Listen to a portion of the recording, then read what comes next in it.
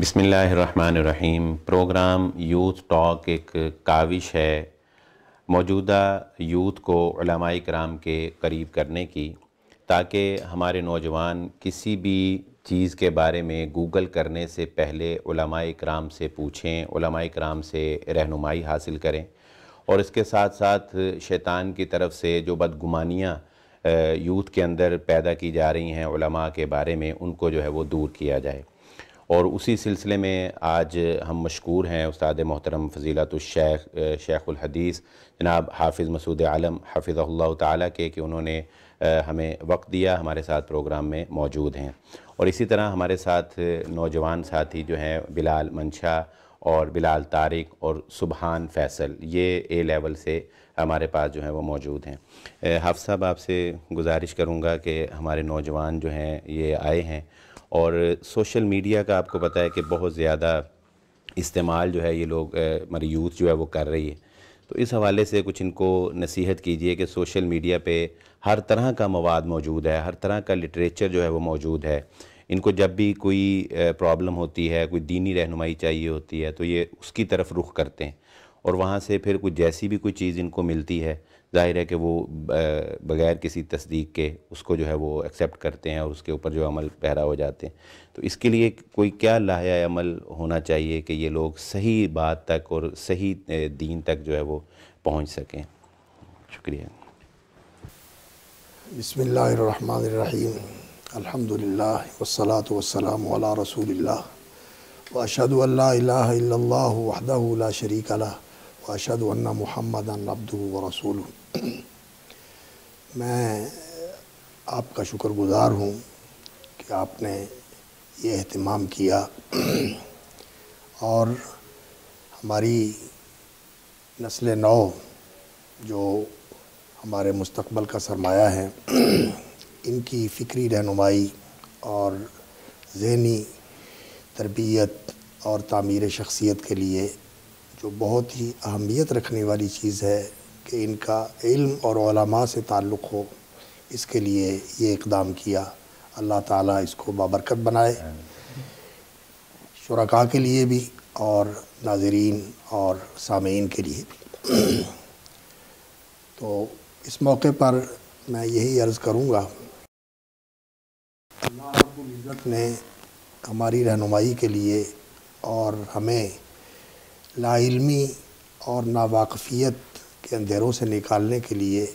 جو علمی روشنی وحی کی صورت میں نازل فرمائی ہے،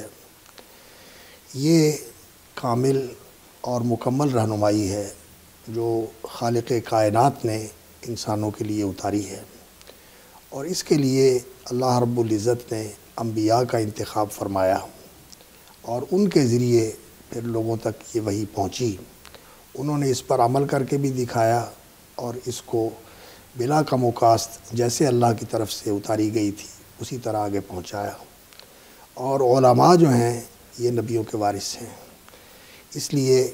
اس وحی کو لینے کے لیے اور اس وحی کی روشنی اور اس کی معرفت کو حاصل کرنے کے لیے ہمیں اسی ذریعے کی طرف رجوع کرنا چاہیے جو اللہ رب العزت نے بنایا ہے۔ نبی تھے اور نبیوں کے بعد ان کے وارث علماء ہیں، اور علماء سے مراد دین کا علم رکھنے والے، وحی کا علم رکھنے والے لوگ ہیں۔ وہ اس کے بارے میں جو رہنمائی کریں اس وحی کی روشنی میں، اس کے اوپر اعتماد کرنا چاہیے، اور دین کے متعلق،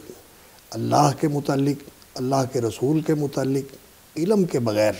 کوئی بات کرنا یہ بہت ہی سنگین گناہ ہے، جس کا اللہ رب العزت نے قرآن مجید میں ذکر فرمایا، وَأَن تَقُولُوا عَلَى اللَّهِ مَا لَا تَعْلَمُونَ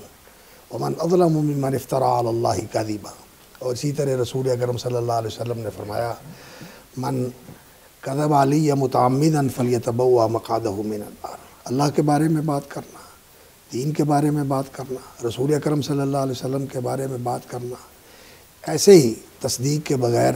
اور استناد کے بغیر اور متخصصین سے رجوع کیے بغیر، یہ ایک بہت ہی ناپسندیدہ طریقہ ہے جس کا نتیجہ اچھا نہیں ہوتا۔ اس لیے سوشل میڈیا کے اوپر یہ جو جدید ذریعہ ابلاغ ہے، اس کے اوپر کوئی بھی کیسی بھی چیز ڈال دے اور اس کا مصدر کیا ہے، اس کا ماخذ کیا ہے، اور بنانے والے نے یا ڈالنے والے نے، اسے نشر کرنے والے نے اس میں کیا چیز اپنی طرف سے بڑھا دی ہے، کیا چیز گھٹا دی ہے، اور سیاق و سباق سے ہٹا کر اس کو کیا رنگ دے دیا ہے، یہ ساری چیزیں بہت زیادہ اثرات رکھتی ہیں۔ اس لیے اس کی طرف رجوع کرنے کی بجائے انسان کو اہل علم اور بالخصوص جو تقوی شعار اہل علم ہوں اور تخصص والے اہل علم ہوں ان کی طرف رجوع کرنا چاہیے، ان سے دین کے اندر رہنمائی لینی چاہیے۔ اللہ رب العزت اگر یہ ضروری نہ ہوتا کہ اہل علم سے رہنمائی لی جائے تو اللہ تعالیٰ نبیوں کی بجائے ایسے ہی لکھی ہوئی کتاب بھیج دیتے اور لوگوں میں تقسیم کر دی جاتی، لوگ اس سے رہنمائی لے لیتے۔ نہیں،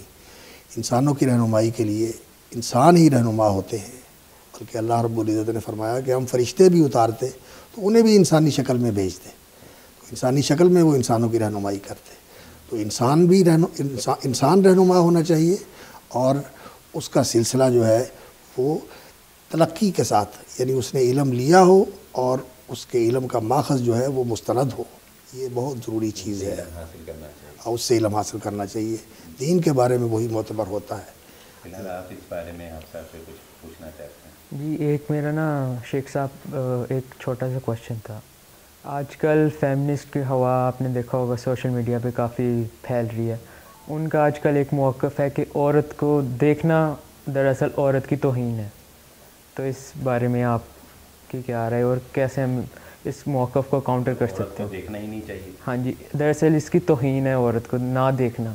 اس کی آنکھوں میں نہ آنکھیں ڈال کے بات کرنا، دراصل اس کی توہین کرتا ہے بندہ۔ اچھا، اس سے ریلیٹڈ میرے پاس ایک دفعہ آیا بھی تھا، ایک میرا اسٹوڈنٹ تھا سب، طاہر نام ہے اس کا، تو اس کی جیولری کی شاپ تھی، تو وہ خود کہتا ہے کہ میں مطلب ایک خاتون اسی طرح آئی ہیں، تو کہتا ہے کہ میں نے ان کی طرف آنکھ اٹھا کے نہیں دیکھا، ٹھیک ہے، میں اپنے نیچے دیکھتا رہا، تو وہ مجھے یہ کہہ کر کہ آپ نے میری انسلٹ کی ہے مجھے نہ دیکھ کر،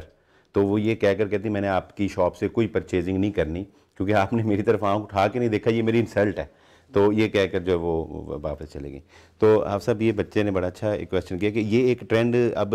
دیا جا رہا ہے کہ خواتین کو نہ دیکھنا جو ہے یعنی یہ ان کی توہین ہے، ایک خاتون کو ویلکم کرنا آنکھوں کے ساتھ اور اس کو جو ہے وہ ویلکم کرنا، یہ گویا کہ اخلاق بتایا جا رہا ہے، یعنی یہ سوشل میڈیا پہ اس کو اب عام کیا جا رہا ہے۔ اصل میں بات یہ ہے کہ اللہ رب العزت نے جو انسان کا خالق ہے اور جو انسان کے اندر جذبات، احساسات اور انسان کے اندر اللہ رب العزت نے صلاحیتیں اور قوتیں رکھی ہوئی ہیں، ان سب سے وہ پیدا کرنے والا مالک سب سے زیادہ آگاہ اور باخبر ہے۔ الا یعلم من خلق وهو اللطیف الخبیر۔ اور اللہ رب العزت نے انسان کے اندر حیا کا جذبہ بھی رکھا ہے، اور حیا جو ہے یہ ایک ایسا جذبہ ہے جو انسانیت کا بھی شرف ہے اور دین کا بھی بہت ہی اعلیٰ اخلاق ہے۔ رسول اکرم صلی اللہ علیہ وسلم نے فرمایا لکل دین خلق، ہر دین کا ایک امتیازی خلق اور ایک اخلاقی وصف ہوتا ہے، وہ خلق الاسلام الحیا او کما قال صلی اللہ علیہ وسلم، حدیث کا مفہوم یہ ہے۔ تو اسلام جو ہے اس کے اندر حیا کا بڑا اونچا مقام ہے، اور نبی صلی اللہ علیہ وسلم نے فرمایا الحیاء من الایمان، حیا شعبہ ہے ایمان کا۔ تو حیا جو ہے وہ تو جب انسان کے اندر موجود ہو تو کوئی خاتون جس کے ساتھ انسان کا محرمیت کا تعلق نہ ہو، جیسے ماں، بہن اور بیٹی ہے، یا انسان کا جائز اور حلال تعلق نہ ہو جیسے بیوی ہے، تو وہاں یہ جذبہ جو حیا کا ہے یہ ایسا ہوتا ہے کہ انسان کی آنکھیں خود بخود جھک جاتی ہیں،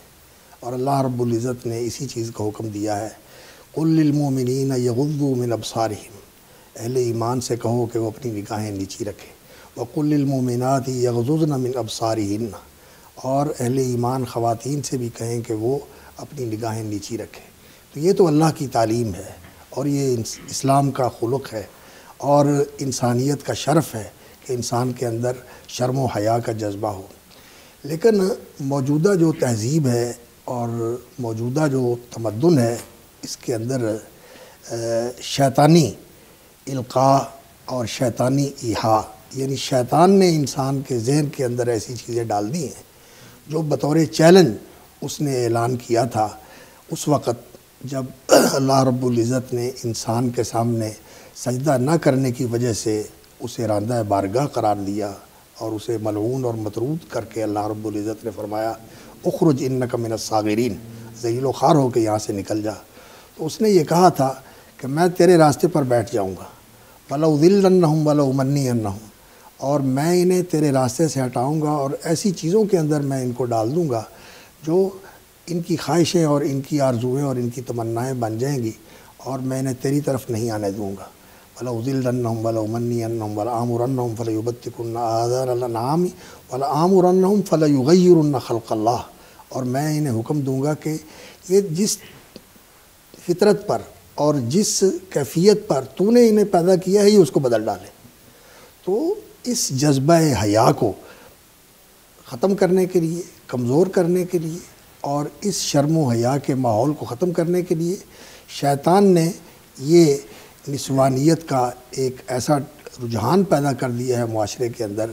کہ عورت جو ہے وہ اپنے آپ کو نمایاں کر کے جن سے بازار بنا کر پیش کرتی ہے، اور وہ اس چیز کی طلبگار ہوتی ہے کہ میری طرف توجہ کی جائے اور مجھے میری تعریف کی جائے، میری تحسین کی جائے کہ میں بہت اچھی لگ رہی ہوں، بہت خوبصورت لگ رہی ہوں. لیکن اللہ رب العزت نے اس کا دائرہ جو ہے وہ محدود رکھا ہوا ہے. وہ گھر کے اندر ہے، جہاں محرمیت ہے، جہاں محرم رشتے ہیں وہاں دیکھا جا سکتا ہے، وہ بھی مخصوص حد تک. لیکن جو کھلم کھلا دیکھنا ہے وہ میاں بیوی کا وہ تعلق ہے جو اللہ رب العزت نے ایک جائز تعلق بنایا ہوا ہے. تو یہ حیا کے خلاف ہے، قرآن کی تعلیم کے خلاف ہے، اور یہ شیطانی القاء ہے. اور نبی صلی اللہ علیہ وسلم نے فرمایا کہ شیطان جو ہے وہ اس طرح خواتین کو لا کر معاشرے کے اندر پیش کرتا ہے اور وہ انہیں جال بنا کر پیش کرتا ہے لوگوں کو اپنے جال میں پھانسنے کے لیے. تو اس لیے جو اسلام کی تعلیم ہے وہ تو یہی ہے کہ عورت کو باحجاب ہونا چاہیے اور اس کے دل میں بھی حیا ہو، اس کی آنکھوں میں بھی حیا ہو، اس کے چلنے میں بھی حیا ہو، اس کے بات کرنے میں بھی حیا ہو.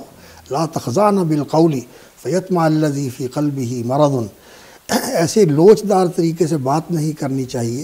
کہ جس کے دل میں چور ہے وہ توجہ کرے اور وہ لپکے کہ شاید میرے لیے کوئی گنجائش ہے کہ میں آگے بڑھوں. اور ایسے ہی ہوتا ہے. نظرتن فابتسامتن، احمد شوقی ایک عربی کے مشہور شاعر ہیں، وہ کہتے ہیں کہ نگاہیں دو چار ہوتی ہیں، پھر مسکراہٹوں کا تبادلہ ہوتا ہے، پھر اس کے بعد ملاقات کا وقت طے ہوتا ہے اور اس کے بعد پھر تعلقات قائم ہو جاتے ہیں. تو یہ بے راہ روی کا راستہ جو ہے وہ نظر سے ہی شروع ہوتا ہے. اس لیے یہ نظر جو ہے یہ شیطان کے تیروں میں سے ایک مسموم تیر ہے جس کے ساتھ وہ انسان کو زخمی کرتا ہے اور پھر انسان جو ہے وہ زخم خوردہ ہو کر غلط راستے کی طرف نکل پڑتا ہے. بہت شکریہ حافظ بیٹا، آپ نے جانا کہ یہ اصل میں شیطان نے ہی، حافظ صاحب نے بتایا کہ شیطان نے ہی چیزوں کو خوشنما بنا کے پیش کیا ہے. یعنی اس نے اسی چیز کو جو ہمارے لیے ایک آگ کا گڑھا ہے کہ لیکن اس نے اس کو خوبصورت کر دیا کہ نہیں آپ ویلکم کریں،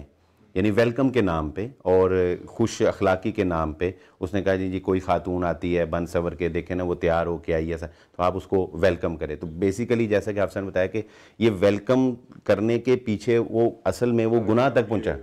وہ آپ کو آخری گناہ تک جو ہے وہ پہنچا دے گا نا، کہ نظر سے ہی جو ہے وہ شروع ہوگا معاملہ اور وہ آپ کو آخری گناہ تک پہنچا دے گا. آپ کا بلال کچھ اگر اجازت دیں تو اس کے ساتھ میں ایک بات جو ہے نا وہ اور عرض کر دوں. رسول اکرم صلی اللہ علیہ وسلم نے فرمایا ہے کہ ان العین تزنی، انسان کی آنکھ بھی بدکاری کرتی ہے، انسان کا کان بھی بدکاری کرتا ہے، انسان کی زبان بھی بدکاری کرتی ہے، انسان کا ہاتھ بھی بدکاری کرتا ہے. اور پھر آخری مرحلہ جو ہے وہ تعلق ہوتا ہے جو جنسی تسکین کا تعلق ہے. اس لیے آنکھ کا ناجائز دیکھنا یہ اس کی ابتدا اور اس کے پہلا زینہ ہے. اس حدیث کی روشنی میں اگر انسان اس کو دیکھے تو یہ اس مرحلے کے لیے ساری ہموار کرنا راستے اور رکاوٹیں دور کرنے کا سلسلہ یہیں سے شروع ہوتا ہے. یعنی اگر آپ گناہ سے بچنا چاہتے ہیں تو آپ کو اس کے اسباب کو ختم کرنا پڑتا ہے, یعنی آپ کو اس راستے پہ ہی نہیں جان, بیسک سے اس کو کٹ کرنا, روٹس ہی اس کی جو ہے نا, ہاں اس کی روٹ جو ہے وہ آپ کو ختم کرنی پڑیں گی تاکہ آپ وہاں تک پہنچ نہ سکیں. جی بلال آپ. اسی طرح جس طرح ہمارا اپنا اسکول ہی ہے, میں آج کل دیکھتا ہوں سوشل میڈیا پہ لڑکے اور لڑکیاں جو ہے, ایک تو ہماری بات ہے نا کہ ہم اگر پبلک میں ہیں تو لڑکے ایک غیر محرم جو دو ہیں وہ ایک دوسرے کے ساتھ بات کر سکتے ہیں ہاتھ میں رہتے ہوئے. اسی طرح جو سوشل میڈیا ہے وہاں پہ میں نے دیکھا بہت زیادہ آج کل یہ باتیں کرتے ہیں. بات آگے یہ ہوتی کہ ہم تو پبلک میں, ایک تو ہوتا ہے نا میسجنگ, اس سے ہٹ کے. تو کیا یہ پھر مطلب کر سکتے ہیں اس میں؟ اب حد کے اندر رہتے ہوتے سے آپ کو پتہ شیطان ہے, وہ پھر بچے آگے چلے جاتے ہیں, تو اس پہ کیا مطلب؟ جی افسر, میں اس کے سوال کو, بلال کے سوال کو ذرا واضح کر دوں. وہ کہتے ہیں کہ کیا دو غیر محرم لڑکا اور لڑکی پبلک میں یعنی گیدرنگ میں ایک دوسرے سے بات کر سکتے ہیں؟ اچھا, اسی پوائنٹ کو وہ بنیاد بنا کے وہ یہ کہتے ہیں کہ سوشل میڈیا بھی ایک گیدرنگ ہے. اگر سوشل میڈیا پہ کوئی لڑکا اور لڑکی وہ آپس میں کسی بھی پوسٹ کے نیچے گفتگو کر رہے ہیں, کومنٹس میں بات کر رہے ہیں, وہ اپنا اظہار خیال کر رہی ہے, اپنا کر رہا ہے, اپنا پوائنٹ آف ویو دونوں دے رہے ہیں, تو وہ کہتے ہیں کہ یہ جو آپس میں سوشل میڈیا پہ گفتگو کرنا ہے یہ غلط نہیں ہے, کیونکہ یہ خلوت نہیں ہے, یہ ایک گیدرنگ کا ماحول ہے اور گیدرنگ میں یہ جو ہے وہ گفتگو ہو رہی ہے. کیا یہ درست ہے؟ انسان کسی خاتون کے ساتھ, مرد کسی دوسری خاتون کے ساتھ ضرورت کی گفتگو تو کر سکتا ہے, اور وہ گفتگو صرف ضرورت کی حد تک رہنی چاہیے. تعلیم ہو, رہنمائی ہو, یا کسی چیز کے بارے میں آگاہی ہو کہ یہ کرنا ہے, یہ نہیں کرنا, یہ ایسے کر لیں. اس طرح کی جو مفید اور اصلاحی گفتگو ہے وہ تو کی جا سکتی ہے, لیکن گفتگو کا دروازہ کھول دینا اور اس گفتگو کو اتنا زیادہ پھیلا دینا کہ سلسلہ جو ہے وہ دراز سے دراز تر ہوتا چلا جائے, اس کا نتیجہ پھر یہی ہوتا ہے کہ تعلقات جو ہیں وہ قائم ہو جاتے ہیں. اور ہم جو نتائج دیکھتے ہیں اس سوشل میڈیا کے اوپر آپس کے ارتباط اور تعلقات کا, کہ بے راہ روی پھیلتی ہے, اور ان تعلقات کی وجہ سے پھر نوجوان بیٹے اور بیٹیاں, لڑکے اور لڑکیاں غلط راہوں کا شکار ہوتے ہیں اور اس کے غلط نتائج سامنے آتے ہیں. تو اس لیے یہ دروازہ جو ہے بند کرنا چاہیے, اور اللہ رب العزت نے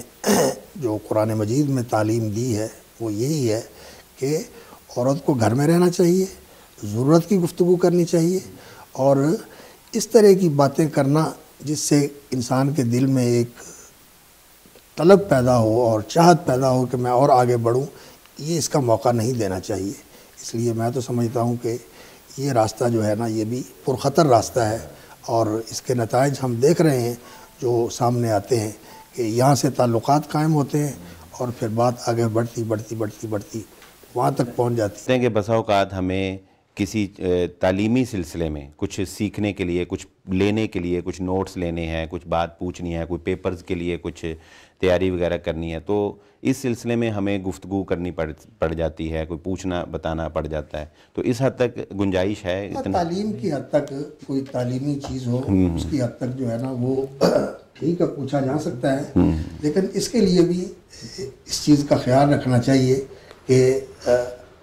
ایک جو ہے نا عربی, مجھے انگریزی تو آتی نہیں ہے, عربی کا جو ایک لفظ ہے نا احتشام, یعنی انسان اپنے وقار اور اپنی سنجیدگی اور اپنی عفت و عظمت کا لحاظ رکھے, کہ انسان ایسا موقع نہ پیدا کرے کہ دوسرے کے دل میں کوئی دوسری خواہش جو ہے اور پیدا ہو, ایک حد بند دائرے میں رہ کے ہی اس کو جو ہے وہ. اس کے ریلیٹڈ ایک رول بھی ہے PPL, پرپس ہونا چاہیے اگر آپ نے بات کرنی ہے, اور پبلک ہونی چاہیے, P سے پبلک, اور لاسٹ L سے مطلب لمٹ ہونی چاہیے, لمٹ سے تجاوز نہیں کرنا چاہیے اس کنورزیشن کو, تبھی آپ بچ سکیں گے اس سے. اچھا, اس چیز پہ جو آپ نے بات کی نا کہ عورت کو گھر میں رہنا چاہیے, اس پہ میرا ایک سوال ہے کہ جیسے تعلیم بھی آج کل عورتیں حاصل کر رہی ہیں, پڑھی لکھی بھی ہیں, ان کو شعور بھی آ گیا ہے, تو وہ کہتی ہیں ہم نے خود کمانا ہے, کام کرنا ہے, انڈیپینڈنٹ ہونا ہے, مساوی مواقع جو کہ ہاں, اور اس میں سپوزڈلی ان کی کوئی غلط نیت بھی نہیں ہے کہ ہم باہر جا کے ہمیں ڈاکٹر ہے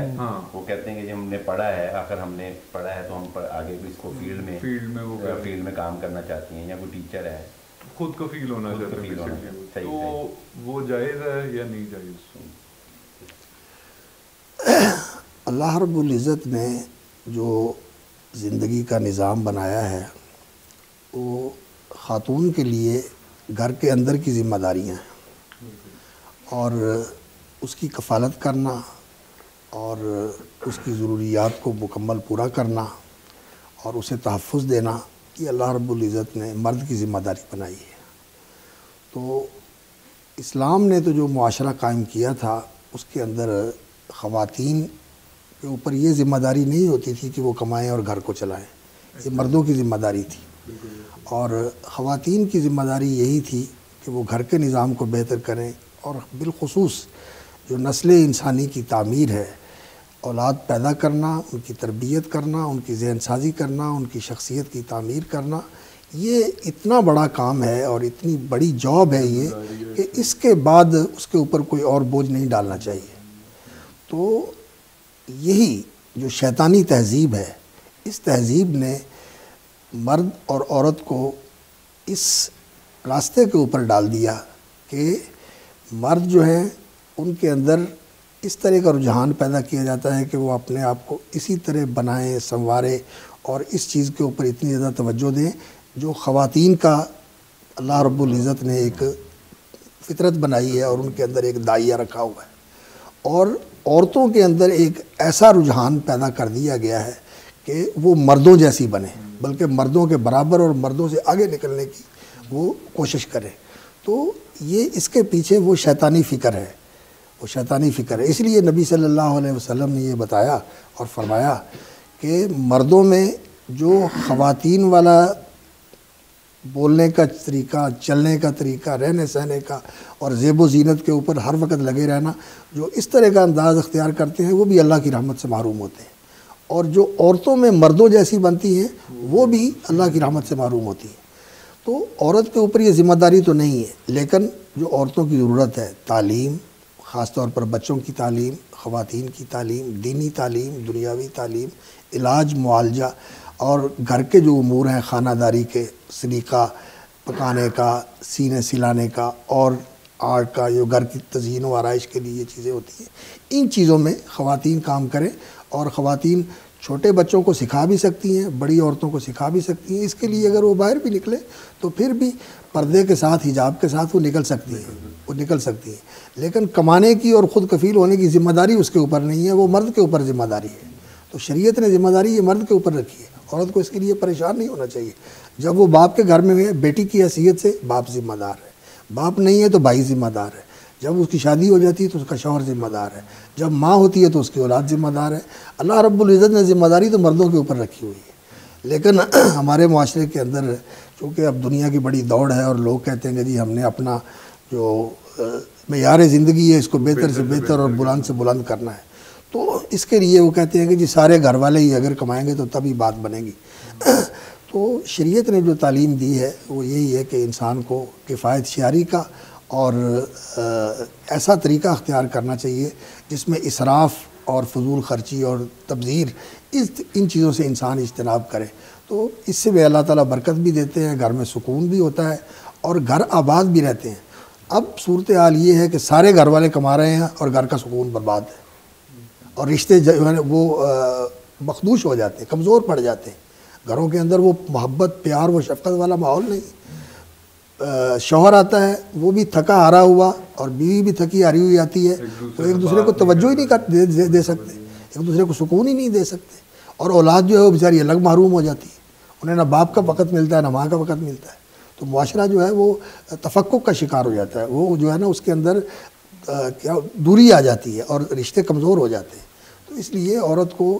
یہ ذمہ داری نہیں ڈالنی چاہیے, اللہ رب العزت نے اس کو اس سے مستثنا رکھا ہوا ہے. تو یہ مردوں کی ذمہ داری ہے, اور گھر کے اندر کفایت شعاری کے ساتھ اگر انسان زندگی گزارے تو اللہ تعالیٰ بڑی برکت دیتے ہیں, اور گھر کا سکون اور گھروں کی آبادی اسی کے ساتھ ہوتی. جی میرا اگلا سوال شیخ ہوگا کہ سوشل میڈیا کے اوپر لادینیت ایتھیزم کافی پھیل رہا ہے, مطلب اس کو کیسے کاؤنٹر کیا جائے؟ الحاد کو, اور ہماری یونیورسٹیز میں بھی, اور جو بچے بے دینی ہے, یعنی لوگ دین سے بیزار ہو رہے ہیں, نوجوان نسل جو ہے دین سے تو ہو ہی رہے ہیں, وہ اسلام اٹ سیلف کو ریلیجن کو ڈسون کر رہے ہیں. اچھا, جو کرسچنز ہیں وہ بھی اپنے ریلیجن کو صحیح, یعنی پوری دنیا میں مذہب کو ختم کیا جائے, چاہے وہ کوئی بھی ہے, چاہے وہ کوئی بھی. فگر کی طرف توجہ دی جا رہی کہ جو سائنس ہے وہی سب کچھ ہے. صحیح سائنس, سپورٹ بھی کافی. ہاں, بلکہ میرے پاس جی کل ایک بندہ آیا تو ملنے, وہ مجھے آگے کہتا ہے بلال صاحب مجھے ایک بندے نے بڑا پریشان کر دیا. میں نے کہا کیا ہوا؟ کہتا وہ سائنٹسٹ تھا, تو کہتا میرے سے ملا تو مجھے کہتا یار ہم سب جو ہے نا یہ بس گیسیں ہیں, ہمارا کوئی وجود نہیں ہے, یہ ٹیبل جو تمہیں ٹیبل نظر آ رہا ہے نا یہ ٹیبل نہیں ہے, یہ اصل میں فلاں فلاں گیس ہے. اور تو وہ کہتا ہے, وہ مجھے بھی کہتا ہے کہ یار تم بھی ہائیڈروجن فلاں گیسیں ہو. وہ کہتا ہے میں تو بڑا پریشان ہوں کہ یار میں ہیومن بھی ہوں کہ نہیں, میں انسان بھی ہوں. تو یہ سب ایک عجیب کلچر پیش کیا جا رہا ہے کہ یہ سب کچھ جو ہے یہ بس سائنسی طریقے سے وجود میں آیا,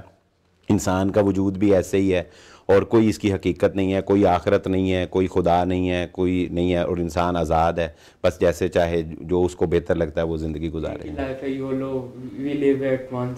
مطلب ایک ہی زندگی جیتے ہیں, آگے آخرت یہ بس ایک ہی زندگی ہے, بس یہی جس طرح جی لی کسی نے جی لی. الحاد اور دہریت, یعنی الحاد کا معنی ہوتا ہے غلط راستے کی طرف چلنا, الحاد کا معنی ہوتا ہے راہ راست سے ہٹ کر غلط راستے کی طرف چلے جانا. راہ راست کیا ہے کہ انسان اللہ کو مانے جو اس کائنات کی سب سے بڑی حقیقت ہے, الحق, اللہ رب العزت ہے الحق, جو اس کائنات کی سب سے بڑی حقیقت ہے, اور اسی حقیقت سے یہ کائنات اس کی تخلیق سے وجود میں آئی ہے. هو الاول والآخر, ہر چیز سے پہلے اللہ ہے اور ہر چیز کے بعد بھی اللہ ہے, یعنی اللہ رب العزت سے ہی ابتدا ہوئی ہے اس کائنات کی, اور اسی کی ذات پہ اس کائنات کی انتہا ہوتی ہے, وہ جب چاہے اس کو ختم کر دے, وہ باقی رہنے والا ہے. یہ تو اصل حقیقت ہے. تو اس حقیقت کو فراموش کر دینا اور انسان کو ایسی سوچ دینا کہ وہ اس حقیقت کو نظر انداز کر دے اور اندھیرے میں چلا جائے, اور وہ یہ سمجھے کہ یہاں کچھ بھی نہیں ہے, یہ جو کچھ ہے وہ یہ مادہ ہی ہے. تو یہ ایک ایسی چیز ہے کہ انسان کچھ دیر کے لیے اپنا جائزہ لے کہ یہ جو میری فکر ہے, میری سوچ ہے, میں اس کو اتنی عظیم اور منظم اور اتنی مرتب کائنات جس کی کوئی چیز بھی ایسی نہیں ہے جہاں آپ کو کوئی خلل نظر آئے, ہر چیز ایک دوسرے کے ساتھ جڑی ہوئی ہے, پرفیکٹ ہے. یہ کائنات جو ہے خود بخود وجود میں آ گئی ہو, یہ کیسے ہو سکتا ہے جب کہ یہ ٹیبل میرے سامنے پڑا ہوا ہے, یہ ہیٹر جو ہے یہ کام کر رہا ہے. اگر آپ کہیں یا کوئی اور کہے کہ یہ خود بخود بن گیا ہے تو کوئی اسے قبول کرنے کے لیے تیار ہے؟ نہیں, ہو ہی نہیں سکتا. ایک لمحے کے لیے آرکیٹیکٹ ہوگا, اس کے پیچھے آرکیٹیکٹ ہوگا, اس کے پاس وہ میٹیریل ہوگا جس سے اس نے بنایا ہے, اور اس نے کہیں پڑھا ہوگا, اس نے کہیں دیکھا ہوگا, تب یہ بنا ہوگا. تو یہ کائنات خود بخود کیسے بن گئی؟ یعنی یہ بیسیکلی وہ کہتے ہیں کہ ایکسیڈنٹ ہوا, بگ بینگ, اور پھر دنیا تک ایکسیڈنٹ, یہ جو بات کہتے ہیں کہ ایکسیڈنٹ اتفاقی طور پر ہو گیا ہے, آپ یہ یہاں 10 نمبر لے لیں اور ان کو 10 نمبر کو ترتیب کے ساتھ رکھیں, اور پھر اس کے بعد ان کو مکس اپ کر دیں, اور مکس اپ کرنے کے بعد ایسے پھینکیں. آپ جتنی مرضی کوشش کر لیں یہ ترتیب کے ساتھ دوبارہ آ سکتے ہیں؟ 10 چیزیں نہیں آ سکتی, اور اربوں چیزیں ترتیب کے ساتھ موجود ہیں. یہ کیسے ایکسیڈنٹ کے ساتھ کیسے ہو گیا؟ اتفاق کیسے آ گیا؟ یہ ایک ایسا واہمہ ہے اور یہ ایسا گمان ہے بے بنیاد, جس کو علم بنا کر اور سائنس کا لیبل لگا کر پیش کیا جاتا ہے. حالانکہ سائنس تو یہ کہتی ہے کہ کوئی چیز بھی ایسے بن ہی نہیں سکتی. سائنس جو ہے وہ اور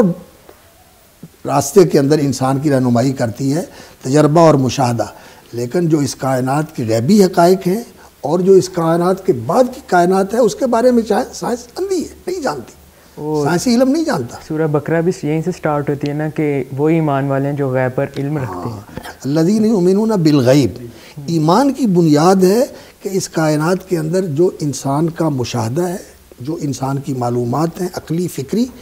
ان کے ساتھ ایک ایسی بھی چیز ہے جہاں تک انسان کی نہ عقل پہنچی ہے نہ انسان کا مشاہدہ پہنچا ہے، اور حقیقت یہ ہے کہ انسان کی عقل جو ہے اسی چیز پر غور کرتی ہے جو انسان کے تجربے میں آتا ہے، جو محسوسات ہوتی،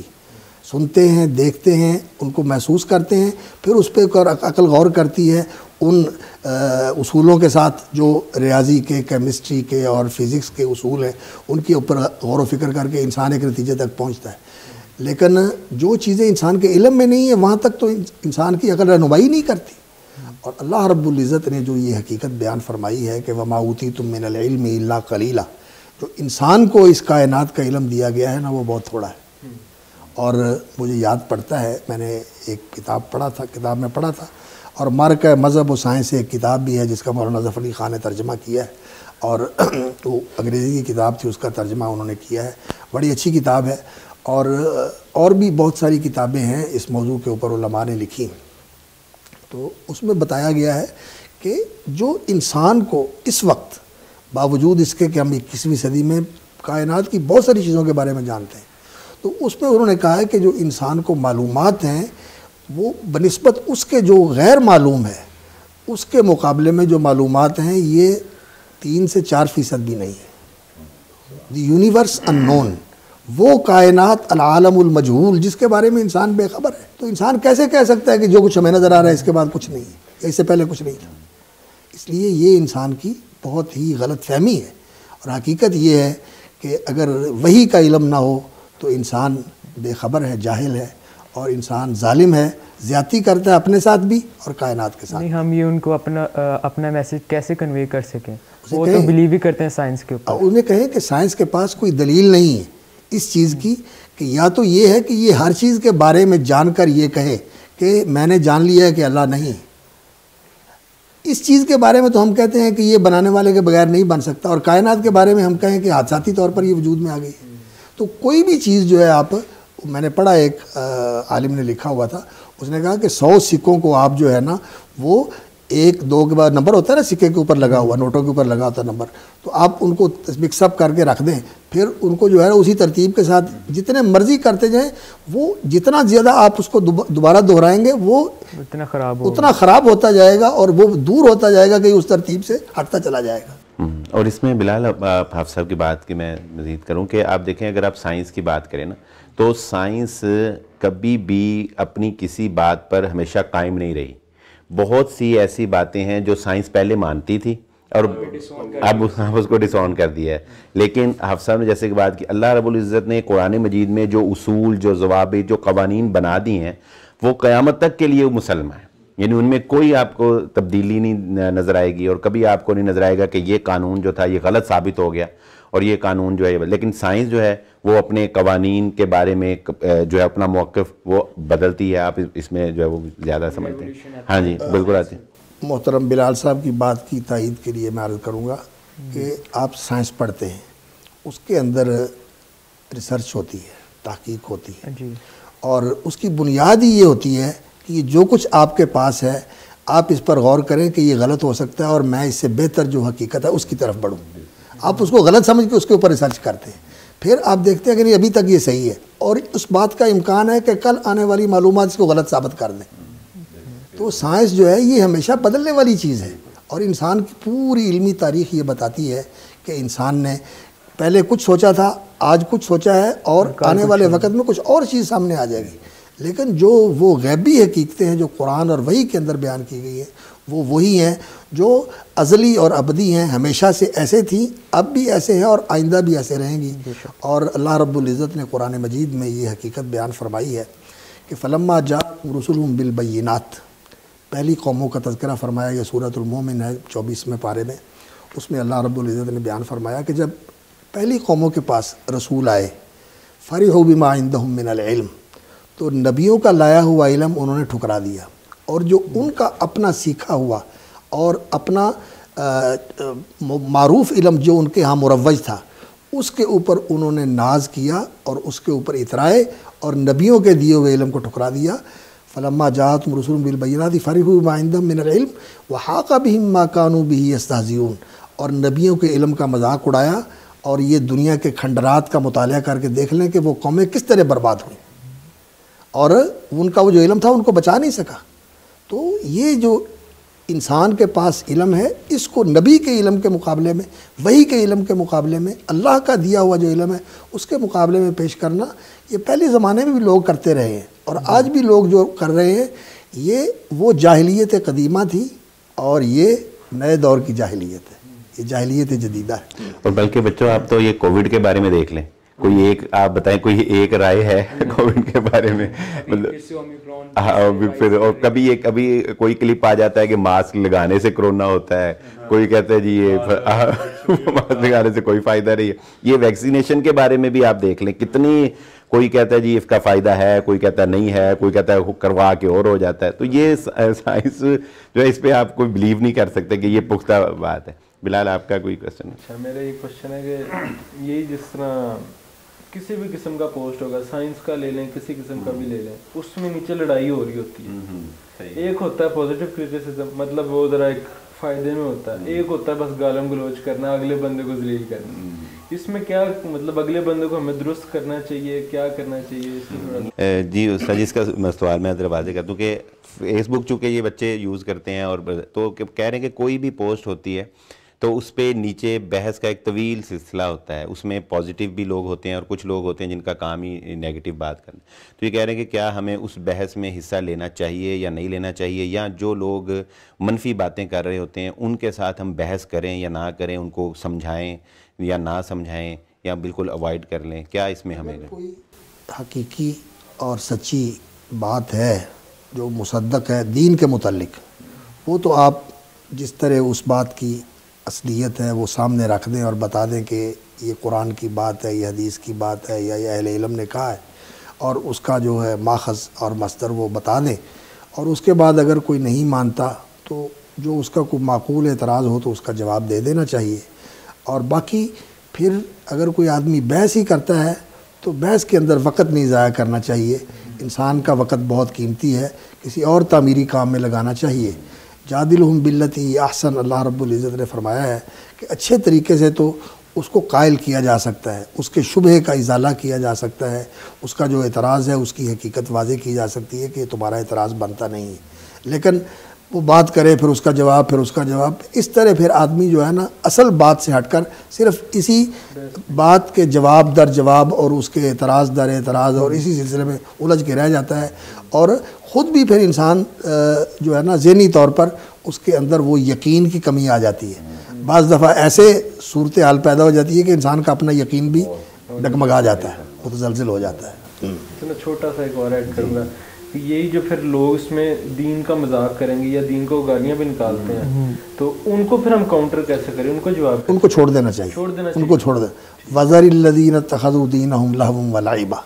جنہوں نے دین کو مذاق بنایا ہے اور دین پر اعتراض کرتے ہیں ان کو آپ چھوڑ دیں, ان کے حوالے کر دیں. اللہ رب العزت ان کو سنبھال لے گا. آپ نے اپنا عمل پورا کر دیا کہ ان تک صحیح بات پہنچا دی. منوانا جو ہے نا یہ ہمارے ذمہ نہیں ہے, ہمارا کام پہنچانا تھا. لیکن اس کے مقابلے میں آپ اپنی جو پازیٹیو تھنکنگ ہے وہ آپ جاری رکھیں. یعنی اگر کوئی نیگیٹو پوسٹ کر رہا ہے, کوئی منفی پوسٹیں کر رہا ہے نا, بجائے اس کے کہ آپ اس کی پوسٹ پہ جا کے اس کے ساتھ بحث و مباحثہ کریں, اس کو جو ہے وہ تکرار کریں اور لڑائی ہو, آپ کا اپنا جو پلیٹ فارم ہے, ٹھیک ہے, آپ اپنے پلیٹ فارم سے مثبت سوچ, پازیٹیو جو تھنکنگ ہے اور جو پرفیکٹ تھنکنگ ہے, جو قرآن و سنت کے جو تعلیمات, آپ وہ پھیلاتے رہیں, یا تاکہ اس برائی کا مقابلہ اس طریقے سے جو ہے وہ کیا جا سکے. سبحان آپ جی. اس کے بارے میں نے ایک اور بات کہنی تھی کہ کچھ ہوتی ہیں پوسٹ جو اپنے ریلیجن کو ڈیفیم کرتی ہیں. کیا ہم اپنی سٹوریز پہ یا پھر اپنے پیج کے اوپر شیئر کر سکتے ہیں کہ اس کو رپورٹ کرو آپ جا کے؟ ایسے تو ہمارا ریلیجن, ان کی پوسٹ نہیں آگے اسپریڈ ہوگی کہ ڈیفیم ہو رہا ہے ہمارا ریلیجن. سر جی, وہ اس کا سوال یہ ہے بلال کا, وہ کہتا ہے کہ بعض پوسٹ ایسی ہوتی ہیں جو اسلام کے خلاف ہیں. تو ایک فیس بک کا ایک قانون ہے کہ آپ کسی بھی پوسٹ کے خلاف اگر رپورٹ کرتے ہیں نا, تو اگر زیادہ رپورٹس ہوتی ہیں تو وہ اس کو ختم کر دیتے ہیں, ڈیلیٹ کر دیتے ہیں اپنے پیج سے. تو وہ یہ پوچھ رہا ہے کہ ہم اتنا تو کر سکتے ہیں کہ اگر کوئی اسلام کے خلاف کوئی پوسٹ کر رہا ہے تو ہم قانونی طریقے سے اس کی رپورٹ کریں, یا اس کو قانونی طور پر اگر آپ اس کے بارے میں یہ آگاہ کریں کہ یہ غلط ہے، یہ صحیح نہیں ہے، اس سے اطلاع زاری ہوتی ہے، اس سے ہمارے جو دینی مسلمات ہیں ان کے اوپر زد آتی ہے جو اذیت کا باعث بنتی ہے، تو یہ آپ اپنا احتجاج اور اپنا استنکار جو ہے وہ آپ استعمال کر سکتے ہیں۔ اس میں ان کا تھوڑا سا اس کو شیئر کریں، لوگوں تک پہنچائیں، ہاں جی، اس کو رپورٹ کرو، یہ بھی ہو سکتے ہیں نا، پھر وہ لوگوں تک پھیلے گی، لوگ بھی دیکھیں گے اور مزید شیئر آپ اپنی کمیونٹی میں کریں نا، بس ظاہر ہے رپورٹ کوئی وہ تو نہیں کرے گا جو آپ کے مخالف ہیں، آپ کی اپنی جو ہم خیال لوگ ہیں، پازیٹیو لوگ ہیں، وہی اس کو آگے رپورٹ کریں گے۔ مثلا اب آپ کے پاس کوئی پوسٹ آتی ہے، آپ مجھے کہتے ہیں کہ آپ اس کو رپورٹ کریں، اس بلال کو کہتے ہیں، سبحان کو کہتے ہیں، تو اس میں کوئی ایسی حرج نہیں ہے، وہ آپ مجھے بتائیں گے کہ یہ جو پوسٹ ہے یہ رپورٹ کرنے کے لیے آپ کو شیئر کی ہے، اس کو آپ نے رپورٹ کرنے کے لیے شیئر کرنا ہے۔ اگر آپ اس کو ویسے ہی اوپنلی اپنے شیئر کر دیں گے تو پھر تو وہ کوئی بھی اس کو پڑھ کے غلط بھی اس کا جو ہے وہ جا سکتا ہے۔ آپ اس کو شیئر کریں، اور شیئر کر کے آپ اوپر مثلا اگر آپ اپنی ٹائم لائن پہ ہی اس کو شیئر کرتے ہیں تو ٹائم لائن پہ بھی شیئر کرنے سے پہلے آپ اوپر لکھ سکتے ہیں کہ جی یہ فلاں فلاں بندہ ہے، اس نے یہ پوسٹ کی ہے، تو اس کو ہم رپورٹ کرنا چاہتے ہیں، تو سارے دوست اس کو رپورٹ کریں۔ جب آپ یہ کریں گے، رپورٹ کریں گے، تو آپ کی اس اوپر جو ٹائٹل ہوگا اس کو پڑھ کے کوئی بھی اس کی نیگیٹیوٹی کی طرف نہیں جائے گا، وہ اس کو رپورٹ کرنے والے ہی اس کو پڑھیں گے اور اس کو رپورٹ کریں گے۔ آپ سبحان کچھ کہنا چاہتے ہیں؟ اچھا، میرا سوال یہ ہے شیخ صاحب کہ آج کل جو دور حاضر ہے، کرنٹ سچویشن، اور جو آنے والے 10-15 سال ہیں جب تک بھی ہمیں آتے ہیں، اسلام پہ چلنا بہت مشکل اور تنگ ہوتا جا رہا ہے، مطلب کہ فون کی وجہ سے، معاشرے کی وجہ سے، اوور آل۔ تو اس چیز کو ہم کیسے وہ مطلب ختم کریں،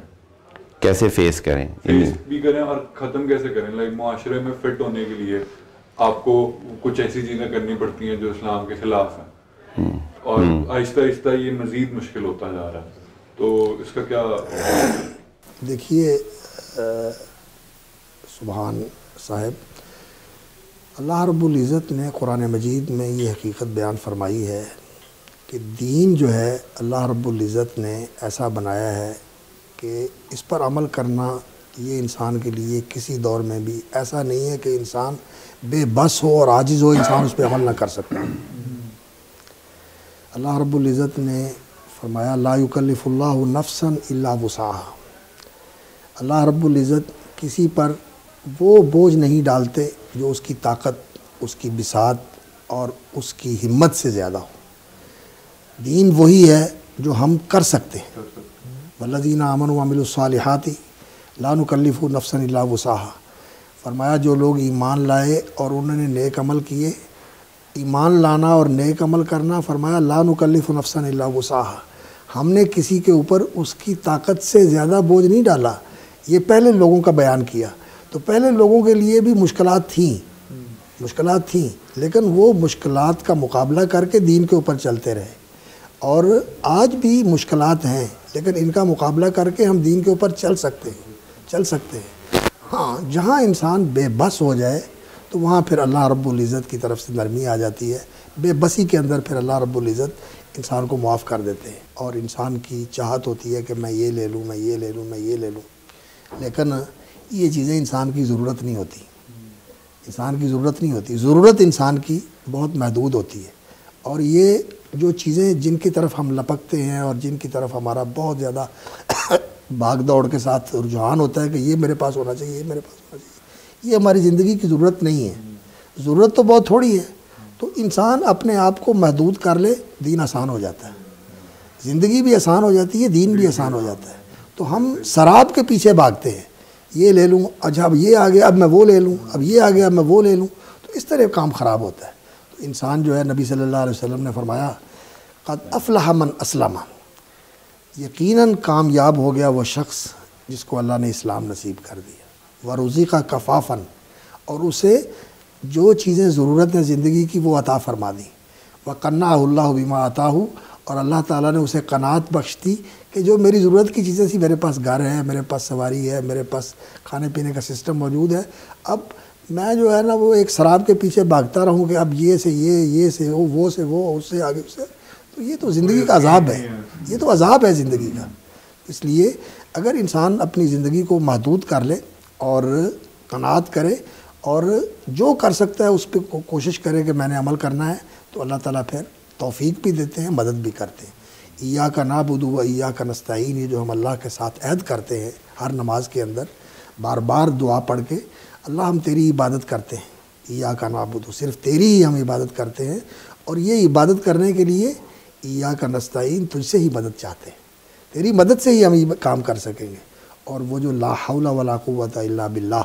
یہ جو بہت عظیم وظیفہ ہے، نبی صلی اللہ علیہ وسلم نے فرمایا یہ جنت کے خزانوں میں سے ایک خزانہ ہے، یہ ہم کہتے ہیں تو اس بات کا اعتراف کرتے ہیں کہ یا اللہ تیری مدد اور توفیق کے بغیر نیکی کرنے کی طاقت نہیں ہے اور برائی سے بچنے کی طاقت نہیں ہے، تو میری مدد کر، اور انسان کوشش کرے تو اللہ تعالیٰ آسانیاں کر دیتے ہیں۔ تو آپ صاحب کا مطلب یہ ہے کہ یہ آسان نہیں ہے، یعنی کبھی بھی یہ نہ سمجھے کہ دین پہ ہم بڑے ریگولرلی چاہے، تھوڑی سی فائٹ کرنی پڑے گی، لیکن ہاں قربان، ہاں تھوڑی سی فائٹ کرنی، ہاں کیپیسٹی میں، کبھی آپ کے پہنچ سے باہر نہیں ہے آپ اس کو، ہاں لیکن یہ ہے کہ فائٹ تو کرنی پڑے گی۔ دیکھیں وہ کوئی بھی کام آپ نے کرنا، آپ نے ایک بزنس بھی کرنا ہے، مطلب آپ کے بزنس بھی ہے تو اس کے لیے بھی آپ کو ایک محنت، اسٹرگل، فائٹ، آپ نے تعلیم حاصل کی، محنت، اسٹرگل، فائٹ، اس طرح کوئی بھی کام ہے نا تو آپ کو اس کے لیے اسٹرگل کرنی پڑی۔ اب آپ صاحب کا وقت بہت قیمتی ہے، ایک بات میں یہاں اور عرض کرنا چاہوں گا اس مناسبت سے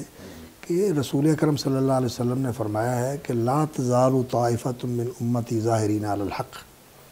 اللہ رب العزت نے اس امت کے لیے یہ ایک خاص اہتمام اور انتظام فرمایا ہے کہ قرآن اور سنت بھی محفوظ ہیں، قرآن بھی وہی موجود ہے جو اللہ نے اتارا تھا، اور نبی صلی اللہ علیہ وسلم کی سیرت اور سنت بھی ہمارے سامنے پوری روشنی کے ساتھ محفوظ ہے، اور اس کے اوپر عمل کرنے والے لوگ بھی مسلمانوں کے اندر رہیں گے، ختم نہیں ہوں گے، کہ دین کے اوپر چلنے والا کوئی رہا نہیں ہے، اور اللہ رب العزت کی یہ حجت قرآن اور حدیث موجود ہے اور عمل کرنے والے بھی موجود ہیں۔ کل قیامت والے دن انسان کے سامنے آ جائیں گے کہ اسی دور میں جس دور میں میں تھا میرے جیسے انسان اس دین پر عمل کرتے تھے، انہوں نے کر لیا تو میں نے کیوں نہیں کیا۔ میں نے ایک بزرگ سے بات سنی تھی کہ جیسے جیسے قیامت قریب آتی جائے گی تو اسلام پہ عمل کرنا وہی بات ہے جو میں نے سوال کیا، زیادہ مشکل ہوتا جائے گا۔ تو وہ کہتے ہیں کہ اس دور میں اگر کوئی اسلام پہ 10 یا 20% بھی چل رہا ہوگا تو وہ جنت کے قابل ہے، اور مطلب ان کا ریفرنس یہ تھا۔ تو اس بات کی کیا حقیقت ہے، کیا دلیل؟ یہ بات صحیح ہے کہ بعض روایات کے اندر اس طرح کی چیز ملتی ہے کہ جب مشکلات زیادہ ہو جائیں تو انسان جتنا بھی عمل کر سکے اللہ کے ہاں اس کی بڑی قدر ہوتی ہے۔ تو یہ واقعتاً بات صحیح ہے کہ نبی صلی اللہ علیہ وسلم نے فرمایا کہ دور آئے گا کہ اسلام جو ہے وہ لوگوں کے اندر اجنبی ہو جائے گا، جیسے پہلے دور میں تھا۔ پہلے دور میں تھا بالکل قسم پرسی اور اجنبیت کے عالم میں اسلام نے اپنا آغاز کیا تھا، اور اس دور میں جن لوگوں نے ساتھ دیا تھا ان کا بڑا اجر تھا، اور آخر میں بھی فرمایا ایسا وقت آ جائے گا تو اس میں بھی جو لوگ اسلام کا ساتھ دیں گے اور جتنا اس پر عمل کر سکتے ہیں کر لیں گے تو انشاءاللہ ورضی اللہ تعالیٰ ان کا اجر بڑھا دے گا، اور پہلوں کی طرح اللہ تعالیٰ ان کا اجر بہت زیادہ بڑھا دے گا۔ اور یہ بھی آپ نے فرمایا کہ دین پر چلنا ایسے ہی ہے جیسے ہاتھ میں انگارہ لینا ہے، آگ کا انگارہ ہاتھ میں پکڑنا ہے، مشکل ہے لیکن اجر بڑھ جاتا ہے، اور جتنا آدمی کر لے اسی کے ساتھ ہی اللہ رب العزت اس کے ساتھ رحمت والا معاملہ فرما کے اس کی قدر کریں گے۔ اللہ تعالیٰ کا یہ وصف ہے وَكَانَ اللَّهُ شَاكِرًا عَلِيمًا مَا يَفْعَلُ اللَّهُ بِعَذَابِكُمْ، فرمایا اللہ تعالیٰ تمہیں عذاب دے کے اللہ کو کیا ملے گا، اللہ تو تمہاری نیکیوں کی قدر کرتا ہے، اور اللہ تعالیٰ بہت ان نیکیوں کی قدر کر کے نوازنے والے ہیں۔ کان اللہ شاکرن علیم۔ شیخ ایک اور سوال تھا کہ جس مسلمان کو کنفیوژن آتی ہے اسلام کے ریلیٹڈ، ٹیچنگز کے ریلیٹڈ، وہ سب سے پہلے اپنا موبائل کھولتا ہے اور یوٹیوب پہ اسکرول کرتا ہے۔ جیسے وہ اسکرول کرتا ہے اور اپنا ٹاپک سرچ کرتا ہے اور ڈفرینٹ علماء کی، ڈفرینٹ سیکٹس کی ویڈیوز آ جاتی ہیں، ڈسپلے ہوتی ہیں، تو ایک علماء کی وہ اس کا بیان اس کے اوپر موقف الگ ہوتا ہے اور دوسرے کا اس کے بارے میں الگ ہوتا ہے، تو ان میں سے وہ کنفیوز ہو جاتا ہے اور جس کی وجہ سے وہ سننا ہی ان کو چھوڑ دیتا ہے۔ تو اس کے اوپر کیا ہونا چاہیے ہمارا موقف؟ اللہ رب العزت نے قرآن مجید میں یہ فرمایا ہے کہ جب بھی آپ کسی چیز کے بارے میں جاننا چاہیں فَاسْأَلُوا أَهْلَ الذِّكْرِ إِن كُنتُمْ لَا تَعْلَمُونَ، اور اللہ رب العزت نے فرمایا وَأَنزَلْنَا إِلَيْكَ الذِّكْرَ لِتُبَيِّنَ لِلنَّاسِ مَا نُزِّلَ إِلَيْهِمْ وَلَعَلَّهُمْ يَتَفَكَّرُونَ بِالْبَيِّنَاتِ وَالزُّبُرِ، یعنی اہل علم کی طرف رجوع کرنا چاہیے اور دلیل کے ساتھ بات کو لینا چاہیے۔ بالبینات والزبر، دلیل ہو اور دلیل کی بھی سند ہو کہ قرآن سے لی ہے، حدیث سے لی ہے۔ نہیں، سارے علماء اپنے اپنے دلائل پیش کرتے ہیں، ہاں، تو ایسے ان کے بارے میں پھر انسان کے پاس یہ ہوتا ہے کہ انسان کسی مستند اور پختہ عالم کے پاس جائے, کہا جی میں نے یہ بھی سنا ہے, یہ بھی سنا ہے, یہ بھی سنا ہے, آپ اس کے بارے میں بتائیں کہ ان کے درمیان موازنہ اور محاکمہ کر کے بتائیں کہ کون سا مذہب جو ہے نا وہ دلیل کے ساتھ مضبوط ہے. اور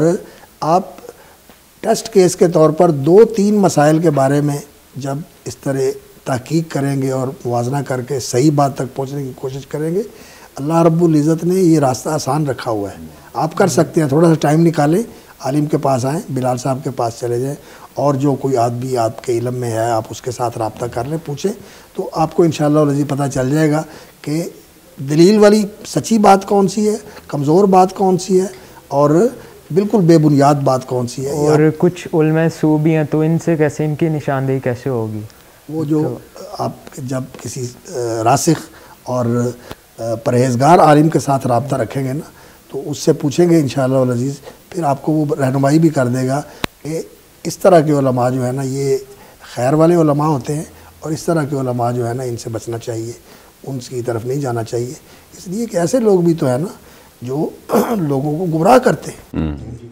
بلکہ آف صاحب کی بات سے کہ ہمارے پروگرام کا مقصد بھی تو یہی ہے کہ آپ لوگوں کو آف صاحب کے ساتھ بٹھانے کا مقصد بھی تو یہی ہے کہ یوٹیوب سے نہیں ہر چیز لینی, یا ہر چیز گوگل نہیں کرنی, فیس بک سے نہیں لینی. جو چیز یوٹیوب سے آپ نے دیکھی ہے, اس جو فیس بک سے دیکھی, اس کی تصدیق آپ نے آف صاحب جیسی شخصیات جو ہیں یا علماء جو ہیں ڈائریکٹلی دیکھیں نا, جو آپ ڈائریکٹلی مل کر کسی سے کویسچن آنسر کر سکتے ہیں, اس کی شخصیت کے بارے میں جان سکتے ہیں. اسی لیے میں بلال ادھر آتا ہے نا مسجد میں, تو میں تو اس کو اکثر یہ کہتا ہوں کہ اصل میں کمال یہ ہے کہ یوتھ کو سیمینارز کے بعد مسجدوں میں لایا جائے.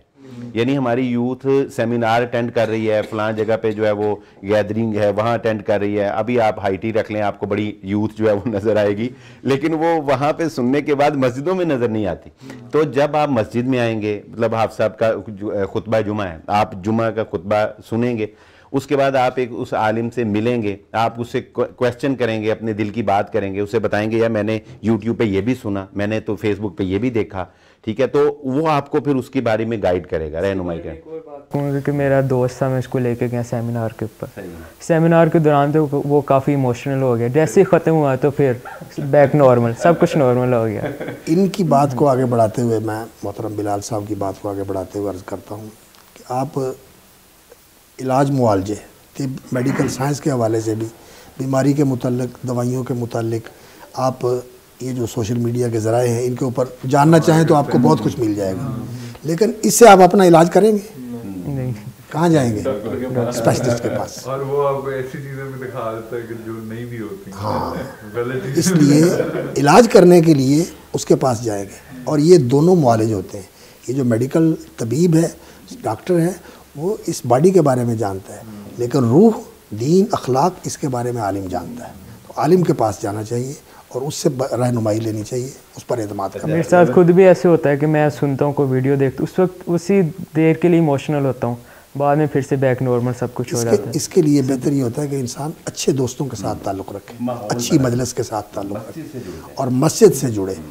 جو مجالس ذکر ہے نا, ریاض الجنہ, نبی صلی اللہ علیہ وسلم نے فرمایا ہے کہ یہ جنت کے باغ ہیں, یہ جنت کے گلشن ہوتے ہیں, علم کی مجلسیں, ذکر کی مجلسیں, یہاں جانا چاہیے. یہاں جا کے جیسے ہم چاہتے ہیں نا کہ ہم کھلے ماحول میں آئیں, تازہ آکسیجن لیں, سیر کریں, اور اچھی جگہ پر جا کے کچھ وقت گزاریں تاکہ ہمارا جسم جو ہے نا یہ بہتر ہو جائے. تو ایمانی اور روحانی طور پر اپنے آپ کو بہتر کرنے کے لیے بھی انسان کو نکالنا چاہیے وقت. اچھا آپ سے میں آپ کو ایک بات بتاؤں کہ یہ گوگل سے ڈاکٹرز بھی بہت تنگ ہیں. پچھلے دنوں میں ایک ڈاکٹر کے پاس گیا, اس نے میڈیسن لکھ کے دی اپنے پیشنٹ کو, اور اس کو کہتا ہے یہ میڈیسن کھا کے نا تو گوگل کر کے نہیں دیکھنا کہ اس میں کیا کیا کیا کیا. کہتا ہے ہمارے پاس پیشنٹ آتے ہیں, انہیں میڈیسن لکھ کے دیتے ہیں, تو اگلے دن آتے ہیں جو ڈاکٹر صاحب آپ نے میڈیسن تو یہ لکھ کے دی تھی, تو گوگل تو بتا رہا ہے یہ کسی اور مرض کی ہے, اور آپ نے کسی اور مرض کے لیے لکھ دی. تو وہ کہتا ہے یہ میری میڈیسن کھانی ہے اور گوگل نہیں کرنا اس کو. تو بات یہ کہ یہ گوگل نے مکس کر دیا نا سارا کچھ جو ہے وہ شیطان, انفارمیشن مکس کر دی, انفارمیشن بہت زیادہ کر دی. تو یہ بہت ضروری ہو گیا ہے, اس لیے کہ ہماری خصوصاً جو اس کو یوز کرتے ہیں وہ ڈائریکٹلی علماء سے جو ہے نا وہ مرج ہوں. اور انشاءاللہ آپ صاحب ہم نے پروگرام بنایا ان بچوں کے ساتھ ہی کہ بیکن ہاؤس کے جو ہمارے ان کے کلاس فیلوز اور جو اسٹوڈنٹس ہیں ہم انشاءاللہ کوئی 15 سے 20 جو اسٹوڈنٹس لیں گے اور ان کو ہم جامعہ سلفیہ کا ایک وزٹ کروائیں گے انشاءاللہ. وہ ہم نے یہ پروگرام رکھا ہے اس لیے کہ تاکہ انہیں پتہ لگے کہ مدارس کا ماحول کیسا ہے, مدارس میں بچے کیسے پڑھتے ہیں, کیسے تعلیم حاصل کرتے ہیں, کیونکہ یہ بچے ہی بتاتے ہیں کہ ان کے جو مطلب ایج فیلوز ہیں ان کو یہ کانسیپٹ کلیئر ہی نہیں ہے کہ مدارس کا ماحول کیسے ہے. وہ یہی سمجھتے ہیں کہ یہ جی بڑے تنگ نظر ہیں, بیکورڈ ہیں, اور لیکن میں نے ان کو بتایا کہ الحمدللہ جامعہ سلفیہ کا ماحول کیسا ہے اور ہمارا الحمدللہ وہاں کیسے تعلیمی نظام ہے. انشاءاللہ اس پہ بھی ہم جو ہے ورکنگ کریں گے انشاءاللہ. جس طرح پوسٹ ہوتی ہیں فیس بک پہ اس میں دین کے متعلق بھی ہیں, حدیث سے بھی ہیں, اور کچھ غلط چیزیں بھی ہیں. غلط چیزوں سے مراد جو نہیں اخلاقی طور پہ اچھی, اس میں ہر قسم کی چیز آتی ہے جو غلط ہے. اس میں حدیثوں سے متعلق میرا یہ تھا جو فالس مطلب غلط چیزیں ہوتی ہیں ان کو شیئر کرنے کا گناہ بندے کو کیا ملے گا جب پتہ بھی ہو. ویسے بندے کو پتہ تو نہیں کرتا, لیکن کئی لوگ جس طرح بس آیا کر دیا, اس میں لوگوں کو مطلب بتانا چاہتے ہیں کہ اس میں گناہ کیا ہوتا ہے, اس کے نقصانات. جن چیزوں کے شیئر کرنے سے پھیلانے سے انسانوں کے اندر اخلاقی بے راہ روی پیدا ہوتی ہے, حیا یہ کمزور ہوتا ہے اور انسان جو ہے وہ برائی کی طرف جاتا ہے, تو اللہ رب العزت نے قرآن مجید میں سورۃ النور کے اندر یہ حقیقت بیان فرمائی ہے, ان الذین یحبون ان تشیع الفاحشۃ فی الذین آمنوا. جو برائی, بے حیائی, بدکاری, اخلاقی بے راہ روی لوگوں کے اندر پھیلانا چاہتے ہیں, اس کو شیئر کرتے ہیں, تو ان کے لیے دردناک عذاب ہے. دنیا میں بھی نفسیاتی عذاب بھی ہوتا ہے, اور اللہ رب العزت دنیا میں کسی ایسی بیماری میں بھی مبتلا کر دیتے ہیں, اور آخرت کا عذاب تو بالکل یقینی ہے. تو اس لیے برائی کو پھیلانا جو ہے نا یہ ایک معاشرے کو بگاڑنے والی صورتحال ہے. یہ انسان دشمنی ہے, دین دشمنی ہے, اخلاق دشمنی ہے, اور یہ انسانیت کے ساتھ بڑی زیادتی ہے. بہت شکریہ آپ صاحب. ناظرین اکرام, آپ صاحب کا آخر میں ہم شکریہ ادا کرتے ہیں حافظ مسعود عالم صاحب کا, حافظ اللہ, کہ انہوں نے وقت دیا, یہ تشریف لائے, اور یہ بچے جو ہیں ان کو بھی موقع ملا اپنی باتیں شیئر کرنے کا آپ صاحب کے ساتھ, اپنے خیالات جو ہے وہ شیئر کرنے کا, اور کچھ جو ان کے کویسچنز تھے ان کو آپ صاحب کے سامنے رکھا گیا. آپ صاحب نے بڑی اچھی الحمدللہ رہنمائی بھی فرمائی. ہمارا یوتھ ٹاک کا یہ سلسلہ جو ہے انشاءاللہ جاری رہے گا, اور ہم اسی طرح علماء اکرام کو اپنے پروگرام میں بلاتے رہیں گے, اور نوجوانوں کو بھی ان کے ساتھ ضرور بٹھائیں گے, تاکہ ہمارا جو مقصد ہے, جیسا کہ پروگرام میں بھی بات ہوئی, کہ یہ نوجوان جو ہیں یہ گوگل, یہ سوشل میڈیا, یہ فیس بک اور یہ یوٹیوب سے ہٹ کر علماء سے ڈائریکٹلی دین جو ہے وہ حاصل کریں, اور صحیح دین جو اللہ کے قرآن نے اور محمد رسول اللہ صلی اللہ علیہ وسلم نے ہم تک پہنچایا ہے وہ دین جو ہے وہ ہم سیکھ پائیں. کیونکہ انہوں نے ہی آگے, یہ ہماری نسل نو ہے, یہ وہ پھول ہیں کہ جنہوں نے آگے ایک تناور درخت کی شکل اختیار کرنی ہے, اور انہوں نے ہمارے معاشرے کو جو ہے وہ تشکیل دینا ہے. اسی کے ساتھ پروگرام کا وقت ختم ہوا چاہتا ہے, اور اپنے میزبان بلال احمد کو بھی اجازت دیجیے. اللہ حافظ.